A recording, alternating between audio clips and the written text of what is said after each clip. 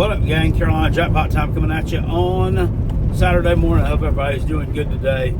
I have a question before I get started on this video. I'm on a pretty well-traveled road in Greenville County. This is the one that runs from Wade Hampton Boulevard in the Taylor's area over to, it hooks up with Haywood Road, which goes by the Haywood Mall and all that stuff. Edwards Road, I think is the name of this one. And it's a state-maintained road. Someone taught me when I was a kid, you can tell the difference between a state road and a county road, basically because state roads will have lines on them. But when these roads are just rougher than damn shit, and it's a state road, is it the state's responsibility solely to take care of issues on that road? And does the county have no say-so in that? Or does the county subsidize the repairs on state roads located in their county? Because I think they probably do.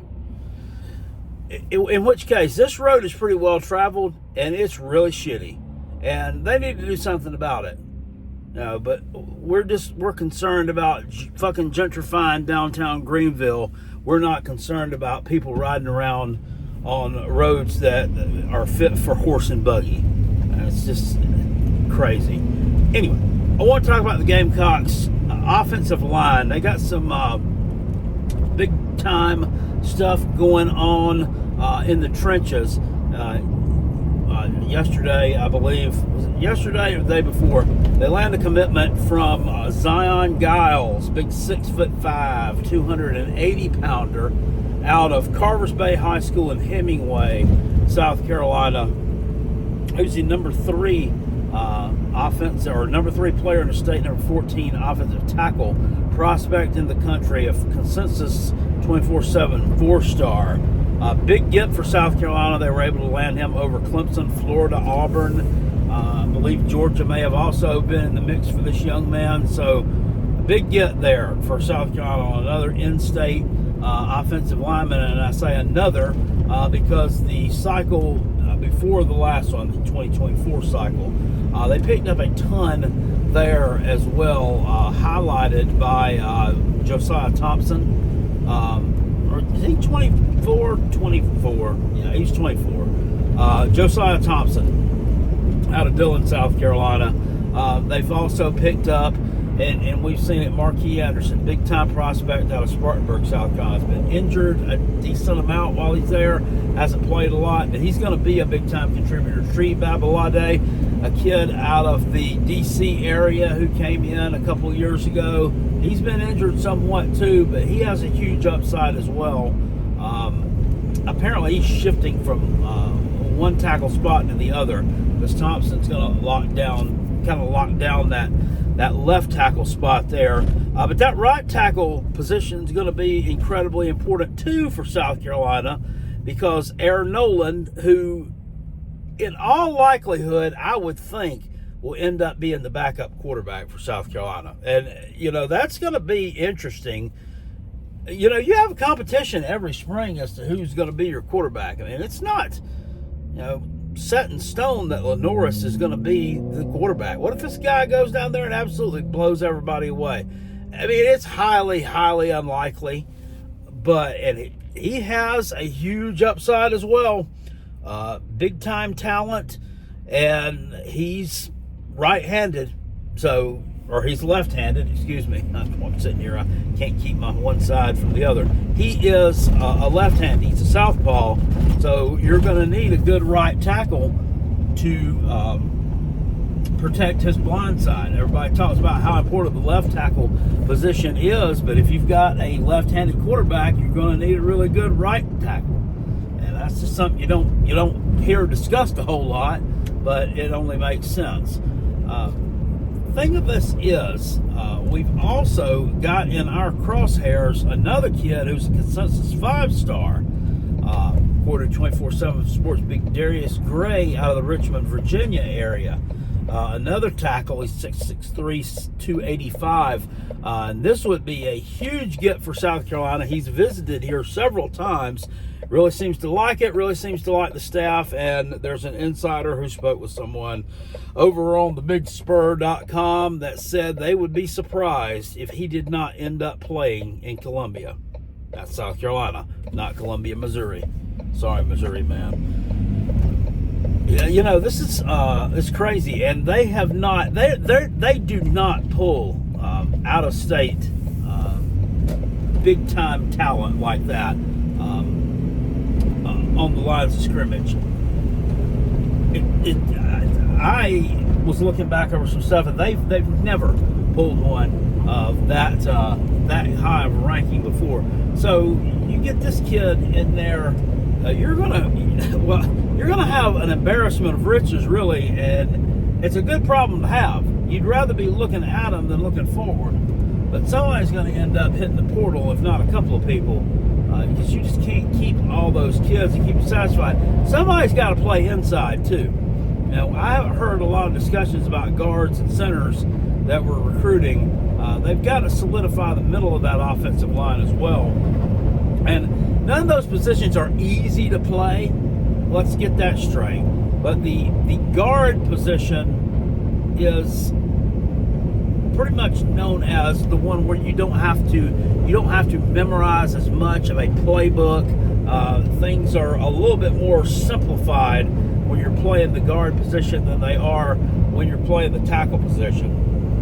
It's just the nature of the job there. And then the center, I mean, that goes without saying that you're multitasking here. So that's a very tough job as well. But my thing is, they've got to get some results out of these guys. I don't have any doubt that they're developing them, but are we seeing the results yet? And I would have thought we would have seen a little bit more results so far. And by that, I mean, look at the pass numbers last year from Norris, especially in the first half of the year. I mean, he took a tremendous amount of sacks. And, I mean, say what you want about, you know, first-time starter, freshman jitters, which he was a redshirt freshman, but freshman is a freshman. He's a first-year starter. Jitters there, you know, not knowing the playbook 100%, you know, he's going to mess up, yada, yada. A lot of that's on him, holding on to the ball too long, blah, blah, blah, and, which could be true, but at the same time, when you look at eye-popping sack numbers that you're giving up, and then you look at the amount of talent that you're bringing in, things kind of, it doesn't go hand in hand. Now, I will say that I neglected to mention the transfer portal. That's where they've been kind of picking up some guys for the interior. Big Boaz Stanley, the transfer out of, love that name, by the way, Boaz, man, out of Troy, out of the state of Alabama there. And another guy named Rodney Newsome, I believe he's out of Western Kentucky. Now, I was listening to God talk today, Cole Kublik's podcast, The Cube Show. He's not that high on him. And Cole is someone who I actually listen to his podcast. He's not as much in the public eye because he actually, you know, he's a reporter and whatnot there on the SEC network. Does a lot of the games, but he actually played on the offensive line at Auburn, so he definitely knows what he's talking about when he's grading people at that position. I prefer listening to his outlook on things over Josh Pate because he doesn't sugarcoat a lot of stuff. He gives praise where praise is due. He gives criticism, and then he'll even criticize things and teams that are doing really well, but they could be doing this a little bit better. So that's why I kind of like him over Josh Pate. I mean, that's not a knock on Josh Pate, I guess, but he does tend to sunshine pump a little bit and kind of frost things over with certain fan bases and certain coaches where it gets a little bit tired of listening to sometimes. he's not that high on that Newsom guy. He's a transfer from Western Kentucky. And then you've got Nick Sharp, who he failed to mention when he was talking about linemen on his podcast the other week that have transferred to the SEC. Had a ton of starts at Wake Forest and looks to be pretty solid. He can play in the guard position and he can play on the inside there. So that's probably where they'll solidify that from. But they've got to get some production out of this line. I've still seen that offensive line looking poor at times last year. Rocket Sanders did end up with the 4th most rushing yards in the SEC last year, but I mean, was that all Rocket's effort, or was this offensive line doing some things that we really couldn't see to the naked eye that only a trained film watcher could be able to pick up? I don't know. I mean, it could be some of both, but for the amount of guys they brought in, for the star average they have, I don't think that they're getting quite the return on investment that we'd like to see. And I've come on here and said a million times before that this Lonnie Teasley, this guy is a great recruiter. He can recruit his ass off. There's something that these kids love about him that just kind of, he can just draw these guys in.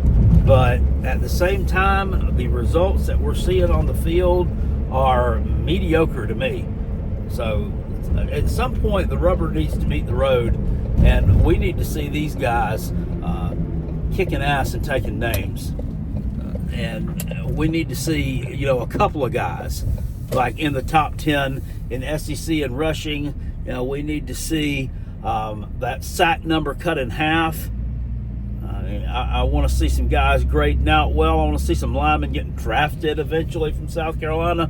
We haven't. When's the last time anybody got drafted? Was that Nick Gargiulo guy who I thought sucked? You remember him, the transfer from Yale a couple of years ago?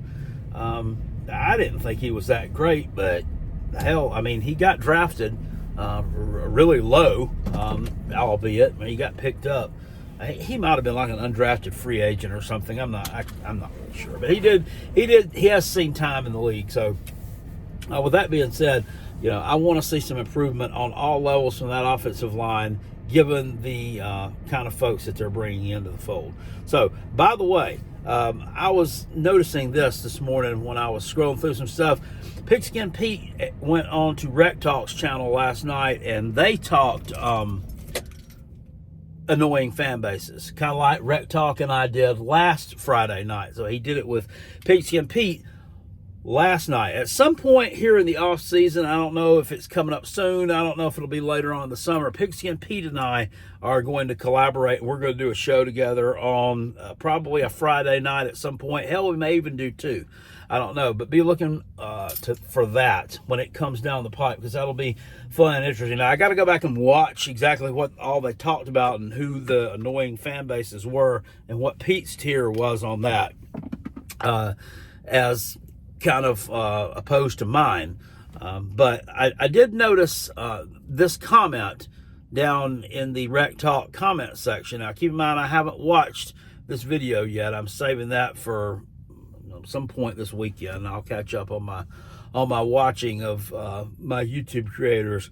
I noticed this comment from one Tristan at Tristan4416.